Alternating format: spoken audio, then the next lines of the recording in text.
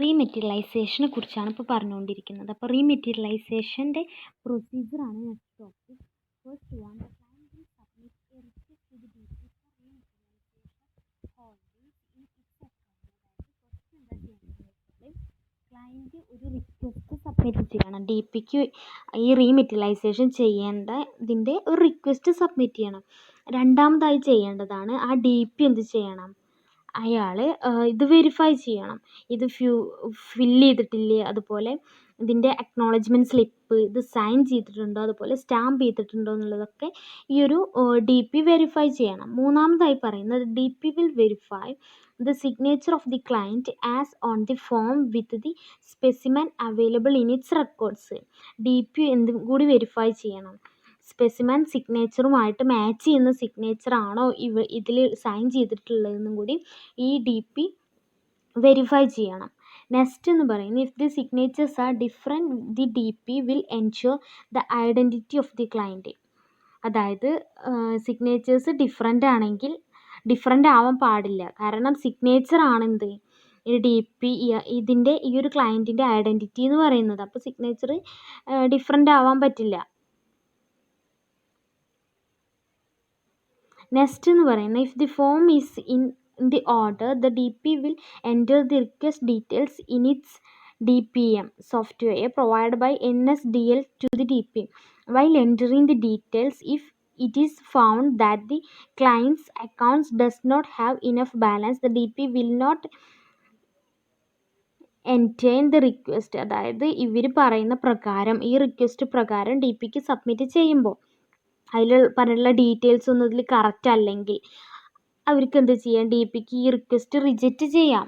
Next എന്ന് പറയുന്നത്, DP will intimate the client that the request cannot be entertained since the client does not have sufficient balance.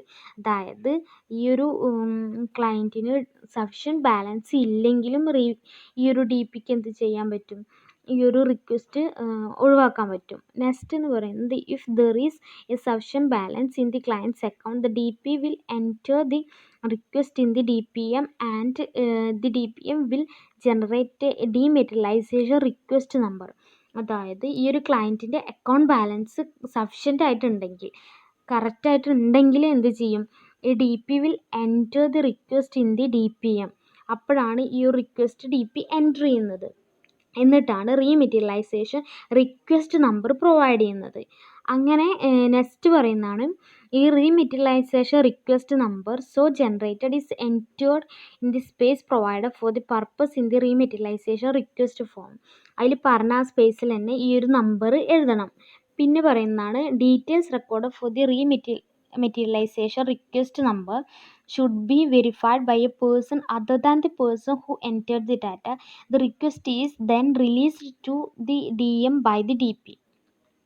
അതായത് ഈ ഒരു rematerialisation request number verify ചെയ്യണം. അതായത് ഈ ഒരു പേഴ്സൺ ഡാറ്റ എൻ്റർ ചെയ്യാത്ത വേറെ ഏതെങ്കിലും പേഴ്സൺസ് ഈ ഒരു നമ്പർ വെരിഫൈ ചെയ്യണം. അങ്ങനെയാണ് ഈ റിക്വസ്റ്റ് അക്സെപ്റ്റ് ചെയ്യുന്നത്. പിന്നെയാണ് DM forwards the request to the issuer. ഈ ഒരു റിക്വസ്റ്റ് പിന്നെ ഫോർവേഡ് ചെയ്യണേ DMൻ്റെ അടുത്ത് നിന്ന്. എന്നിട്ട് പിന്നെ ചെയ്യേണ്ടതാണ്, the DP will fill the authorization portion of the request form. ഈ DP ആണ് അത് എത്രത്തോളം ഓതറൈസ്ഡ് ആണ് കാര്യങ്ങളൊക്കെ നോക്കുന്നത്. പിന്നെ പറയുന്നതാണ്, DP will then dispatch the request form to the issuer or RNT agent. അതായത് പിന്നെയാണ് ഈ റിക്വസ്റ്റ് ഇഷ്യൂവർക്ക് ഡിസ്പാച്ച് ചെയ്തിട്ട് കൊടുക്കുന്നത്. നെക്സ്റ്റ് പ്രൊസീജിയർ എന്ന് പറയുന്നത്, while processing the request the issuer or agent may report some objection. അതായത് ഇങ്ങനെ പ്രോസസ്സിങ് നടത്തുമ്പോൾ ഇവർ എന്ത് ചെയ്യും, ചിലപ്പോൾ ഒരു ഒബ്ജെക്ഷൻസ് കൊണ്ടുവരാം. Depending on the nature of objection the issuer and RNT agent may reject the request or process it partially seeking rectification for the remaining and send an objection memo to the DP. അതായത് ഇവർക്ക് എന്തെങ്കിലും ചെയ്തതിൽ എന്തെങ്കിലും പ്രശ്നം പറ്റി അങ്ങനെയൊക്കെ ആണെങ്കിൽ അവരിതിനെ object ചെയ്യും. അതിനുള്ള ക്ലാരിഫിക്കേഷൻ ഇവർ കൊടുക്കണം. അപ്പോൾ ദി ഇഷ്യൂവർ ആൻഡ് ഈ agent accepts the request for rematerialization, prints and dispatches the certificate to the client and sends electronic confirms to the DM. അതായത് ഇപ്പോൾ ഒരു ഒബ്ജക്ഷനും ഇല്ലെങ്കിൽ പിന്നെ എന്ത് ചെയ്യാൻ പറ്റും, ഈ റിക്വസ്റ്റ് പ്രിൻ്റ് ചെയ്യുക, അതുപോലെ ഡിസ്പാച്ച് ചെയ്യാൻ സർട്ടിഫിക്കറ്റ്സും കാര്യങ്ങളൊക്കെ, ക്ലയൻറ്റിൻ്റെ സർട്ടിഫിക്കറ്റ്സ് ഒക്കെ ഡിസ്പാച്ച് ചെയ്തതിന് ശേഷം ഇലക്ട്രോണിക് കൺഫർമേഷന് വേണ്ടിയിട്ട് സെൻഡ് ചെയ്യാണ്. അതിന് ശേഷം ഡി എം ആണ് ഈ ഒരു ഇൻഫർമേഷൻ ഡൗൺലോഡ് ചെയ്യുന്നത്. എന്നിട്ട് എന്ത് ചെയ്യും, status of rematerialisation request is updated in the DPM. അതിന് ശേഷം ഈ ഒരു സ്റ്റാറ്റസ് എന്ത് ചെയ്യാണ്, എപ്പോഴും DPMൽ അപ്ഡേറ്റ് ചെയ്തുകൊണ്ടിരിക്കുകയാണ്. പിന്നെ DPM must inform the client about the changes in the client account following the acceptance of the request. അതായത് ഈ DP ആണ് ഇൻഫോം ചെയ്യുന്നത് ക്ലയൻറ്റിനെ, എന്തെങ്കിലും ചേഞ്ചസ് ഒക്കെ ഉണ്ടെങ്കിൽ അത് ഇൻഫോം ചെയ്യുന്നത് ക്ലയൻറ്റിനെ ഇൻഫോം ചെയ്യുന്നത് DP ആണ്. അപ്പോൾ ഇത്രയും കാര്യങ്ങളാണ്, ഇത്രയും പ്രൊസീജിയേഴ്സാണ് റീമെറ്റീരിയലൈസേഷന് ഫോളോ ചെയ്യേണ്ടത്. നെക്സ്റ്റ് പറയുന്നതാണ് precautions. The client has to maintain the lot type in the rematerialisation request form. അതായത് ക്ലയൻറ്റ് എന്ത് ചെയ്യണം, മെൻഷൻ ചെയ്യണം lot type in the rematerialisation request form. ഈ ഒരു റിക്വസ്റ്റ് ഫോമിൽ ഏത് ലോട്ട് ടൈപ്പിനാണ് ഈ ഒരു ക്ലയൻറ്റ് ഈ റീമെറ്റീരിയലൈസേഷൻ നടത്തുന്നത് എന്നുള്ളതെങ്കിൽ ആ ഒരു കാര്യം ഇവർ ഇതിൽ റിക്വസ്റ്റ് ഫോമിൽ മെൻഷൻ ചെയ്യണം.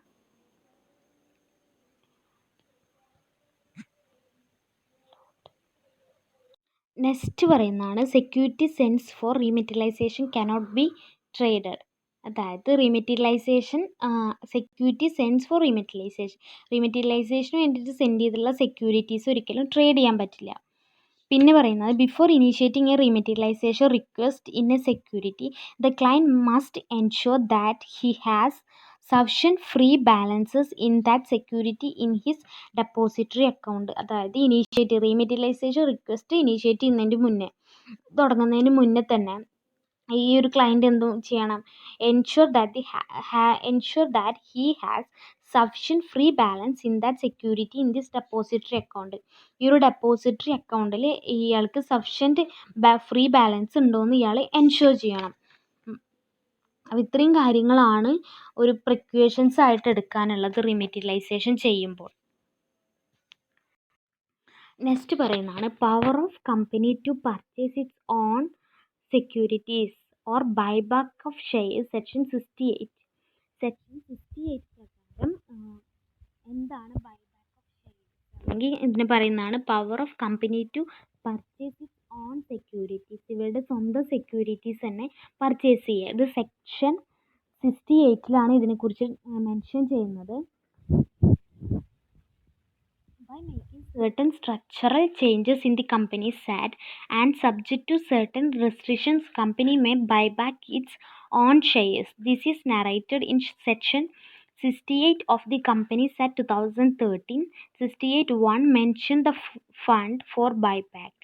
That is, a company may purchase its own shares or other specified securities out of its free reserves, the securities premium account, the proceeds of the issue of any shares or other specified securities. അതായത് ചില കേസിൽ company stat പ്രകാരം എന്തെങ്കിലും changes ഒക്കെ കൊണ്ടുവരികയാണെങ്കിൽ company എന്ത് ചെയ്യും, അവരുടെ സ്വന്തം ഷെയർസ് അവർ തിരിച്ചു വാങ്ങും. അതെങ്ങനത്തെ കേസിലാണെന്ന് വെച്ചാൽ ഫ്രീ റിസർവ് എന്നായിരിക്കാം, അല്ലെങ്കിൽ സെക്യൂരിറ്റീസ് പ്രീമിയം അക്കൗണ്ട് വഴിയായിരിക്കും അവർ പർച്ചേസ് ചെയ്യുന്നത്. അല്ലെങ്കിൽ issue of any shares or other specified securities, issue ചെയ്തിട്ടുള്ള ഷെയർസ് അല്ലെങ്കിൽ സ്പെസിഫൈഡ് സെക്യൂരിറ്റീസ് പ്രകാരമായിരിക്കും ഇത് വാങ്ങുന്നത്. അപ്പോൾ അതിന് കുറച്ച് ഫോർമാലിറ്റീസ് ഉണ്ട്. അത് എന്താണെന്ന് വെച്ചാൽ, first the buyback is authorized by its articles. ഈ ബൈബാക്ക് നടത്തുമ്പോൾ അതെന്ത് ചെയ്യണം, ആർട്ടിക്കിൾസിൽ ഓതറൈസ് ചെയ്യണം. സെക്കൻഡ് വൺ എന്ന് പറയുന്നത് സ്പെഷ്യൽ റെസൊല്യൂഷൻ പാസ് ചെയ്യണം. കമ്പനിയുടെ ജനറൽ മീറ്റിങ്ങിൽ സ്പെഷ്യൽ റെസൊല്യൂഷൻ പാസ് ചെയ്യണം. അപ്പോൾ ആ രണ്ട് കാര്യങ്ങളാണ് ഫോർമാലിറ്റീസ് ആയിട്ട് ശ്രദ്ധിക്കാനുള്ളത്.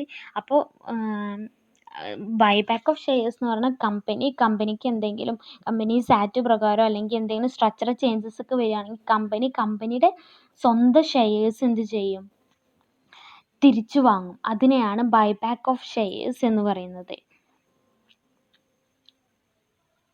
ഒന്നെങ്കിൽ എന്തായിരിക്കാം അവർ ഫ്രീ റിസർവ് ആയിരിക്കാം വാങ്ങുന്നത്, അല്ലെങ്കിൽ സെക്യൂരിറ്റീസ് പ്രീമിയം അക്കൗണ്ട് ആയിരിക്കാം, അല്ലെങ്കിൽ ഏതെങ്കിലും ഇഷ്യൂ ഷെയർ ഇഷ്യൂ ചെയ്തിട്ടുള്ള കാര്യങ്ങളായിരിക്കും വാങ്ങുന്നത്.